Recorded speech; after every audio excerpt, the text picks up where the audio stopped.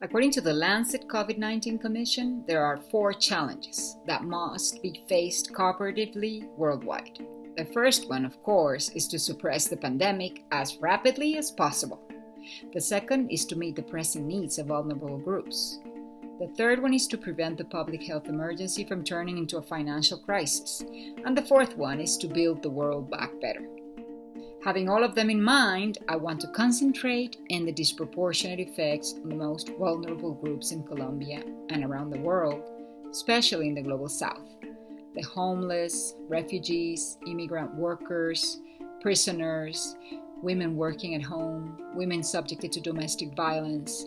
We must bring to global attention the long-term economic and social challenges of the virus crisis, particularly those that the most marginalized segments of society will face over the coming years and are already facing, and of course how they could be mitigated.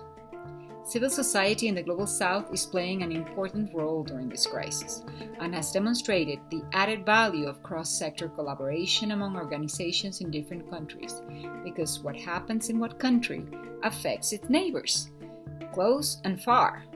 And this reflects in terms of access to food, to water, to medicine, to work, to livelihoods. We continue to amplify the voice of the Global South with an amphibious approach that develops ideas and perspectives and turns them into recommendations, practices, and activism based on our experience as countries with our own challenges and our own answers to those challenges.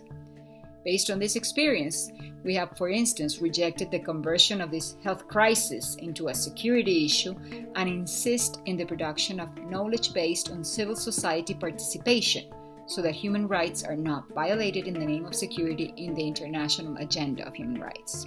Dejusticia has responded by analyzing the impact of the pandemic in human rights so public policy gets more informed, as well as we have also challenged before the courts some of the decisions made by the Colombian government. We launched a research and analysis effort called From Fear to Action, and this was done as soon as the quarantine began in Colombia. First, we hosted a series of webinars tackling issues from gender and prisons to economic policy and inequality, and now we have a whole series of policy papers analyzing each particular issue in depth. Regarding litigation, we also challenged our tax system in order to fight before the Constitutional Court, in order to fight this historic socioeconomic inequality of our country that will be exacerbated if the very rich of this country maintain their privileges without contributing progressively for social programs.